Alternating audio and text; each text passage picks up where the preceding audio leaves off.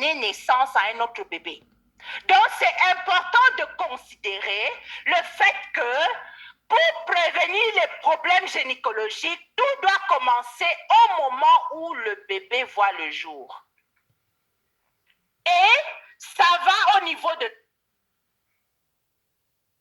la petite fille, l'adolescente, telle que vous voyez sur votre écran, jusqu'à la femme en mesure de procréer et la maman et plus tard la grand-mère. Donc, la santé de la grand-mère que tu seras demain dépend de ton bien-être d'aujourd'hui. Donc, si tu veux être en santé sur le plan gynécologique, lorsque tu seras grand-mère, c'est maintenant que tu dois faire les bons choix. Est-ce qu'on se comprend? Est-ce qu'on se comprend? L'énergie de cette salle. On commence par les bébés. Les bébés ont des problèmes liés à l'organe reproducteur. Comme vous voyez sur votre écran, les bébés souffrent souvent des infections, que ce soit urinaires, que ce soit urogénitales. Et souvent souffrent des rash, c'est-à-dire des lésions cutanées. Et plus tard, j'ai même vu des cas de bébés avec des cancers. J'ai vu un bébé de 6 mois avec un cancer de l'ovaire. J'ai vu un garçon de 3 ans avec un cancer des testicules. Et souvent, les parents nous demandent, à nous les médecins, ça sort d'où? Ça vient d'où? Et nous ne savons pas que c'est parce que nous avons fait un mauvais choix dès le départ et ça a prédisposé l'enfant à faire ce type de problème. Nos petites filles aussi ont des problèmes gynécologiques. Elles souffrent des vulvovaginites, des infections à répétition. Si vous avez une petite fille, je suis sûre qu'elle s'est plaint à un moment donné que maman, quand je fais pipi, j'ai mal. C'est les problèmes gynécologiques. Et ça peut avoir des conséquences plus tard. Et la femme préménopausée, c'est-à-dire la jeune fille, et la femme qui est prête à faire des enfants, elle souffre aussi des problèmes. Si tu as des filles, si tu as une femme, si tu es une femme toi-même, tu peux reconnaître un problème parmi tous ceux dont j'ai listé sur ton écran. Ça peut aller des simples sécrétions nauséabondes au cancer. Il y a des sérieux problèmes comme les fibromes, les kystes ovariennes qui deviennent volumineux sur le temps. Et souvent, ça cause des problèmes d'infertilité. Il y en a qui souffrent des douleurs chroniques. Et quand elle fait l'amour, elle ne ressent rien. Elle a plutôt mal. Donc, quand elle est en train de faire l'amour, sa pensée, c'est que ça finisse vite. Ça peut jouer un grand rôle sur la notion d'harmonie dans le couple. Et ça crée des divorces, ça crée des sérieux problèmes. Et maintenant, les femmes ménopausées, elles souffrent des problèmes aussi. Elles souffrent même plus de problèmes que les autres parce qu'elles ont accumulé des déchets, des problèmes jusqu'à leur âge. Ça a eu de l'effet sur leur appareil reproducteur. Ça peut aller des infections à répétition, aux sécheresses vaginales, au cancer et même au manque de libido. C'est-à-dire qu'elle n'a plus le désir de faire l'amour avec son âme. On parle de la notion d'harmonie. Et l'harmonie sexuelle est très capitale pour le couple et pour la famille. Donc, vous voyez que toutes ces personnes, que ce soit du bébé jusqu'au ménopausé, elles souffrent toutes. Et tous ces problèmes sont préventifs. Mais il y a une chose qui les met tous, comment je vais dire, qui les caractérise, que ce soit une femme, un bébé, jusqu'à la femme ménopausée, un bébé va saigner. Une femme saigne et une maman a déjà saigné. Ça veut dire que le cycle menstruel est un moment, est une période déterminante pour le bien-être gynécologique de la femme. C'est là où tout se joue. Et croyez-moi, le cycle menstruel d'une femme, c'est un cycle de réparation et de régénération pour la préparer à la productivité, à la multiplication. Et ce sont les phases dont vous voyez aujourd'hui, ce n'est pas un cours de physiologie, c'était juste pour attirer votre attention que les femmes saignent. Un bébé, une femme bébé va saigner.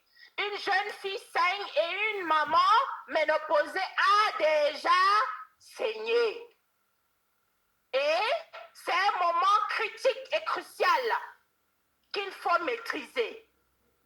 Et elles utilisent quelque chose pendant cette période pour leur confort, pour leur protection, pour leur hygiène aussi, pour ne pas se salir. Elles portent quelque chose. Et cette chose dont elles portent, souvent elles ignorent de quoi c'est constitué. Elles ne prennent même pas souvent la peine de regarder ce qu'il y a à l'intérieur. Ou bien quand elles prennent le paquet, il n'y a aucune information là-dessus. Que c'est fabriqué à base de quoi? On ne sait pas. Mais aujourd'hui, avec la venue de l'information du digital, nous pouvons nous informer et avoir toutes les réponses à nos questions si on cherche.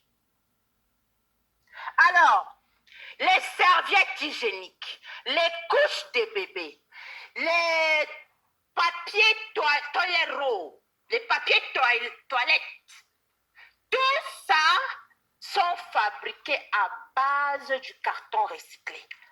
Et on utilise des substances toxiques. On utilise des composantes chimiques que nous allons découvrir, des agents de blanchiment, des désinfectants, des parfums, pour pouvoir le rendre agréable à la vue. Croyez-moi, c'est la clé. Si tu comprends ça, tu feras enfin le bon choix pour tes enfants, pour toi-même, pour ta famille et pour tes amis. Tout est fabriqué, ces serviettes, ces couches sont fabriquées à partir du carton recyclé. Comme vous voyez sur ces images, que ce soit les tampons, que ce soit les couches, que ce soit les serviettes hygiéniques que les femmes utilisent, c'est fabriqué à partir du carton recyclé. Et souvent, des serviettes recyclées ou des couches recyclées. C'est horrible, n'est-ce pas? Quand j'ai vu ça, je me suis sentie très mal. Comment est-ce qu'on peut utiliser ça pour fabriquer des choses qu'on doit utiliser dans notre intimité? Et les scientifiques ont démontré à travers des études que ce qui est dit, ce qu'on est en train de partager avec vous est bel et bien réel. Regardez sur votre écran toutes les substances toxiques et chimiques qui se trouvent dans la serviette hygiénique que tu utilises, que tes filles utilisent, que tu utilises pour tes bébés, que tes parents utilisent s'ils ont des problèmes d'incontinence, que souvent les malades aussi utilisent lorsqu'ils sont opérés. Il y a des substances comme on appelle les volatile organic compounds, hyper cancérigènes et des perturbateurs endocriniens et surtout hyper acidifiants. Et ce sont des polluants permanents et consistants. Ça reste dans le corps au moins 10 ans. Donc chaque fois que tu te garnis, tous les mois, tu stockes. Et quand tu vas arrêter de saigner, ça va agir dans les 10, 20, 30 ans à venir. Faisons les bons choix. Et voilà comment c'est calme comme ça. Le monde entier nous regarde. La salle doit vibrer. Alors, quelles sont dans les conséquences? Les conséquences peuvent aller des déficiences cérébrales. Vous voyez les enfants qui naissent avec des problèmes au niveau du cerveau, des malformations congénitales, les enfants autistes, les enfants hyperactifs, les problèmes liés maintenant au cerveau.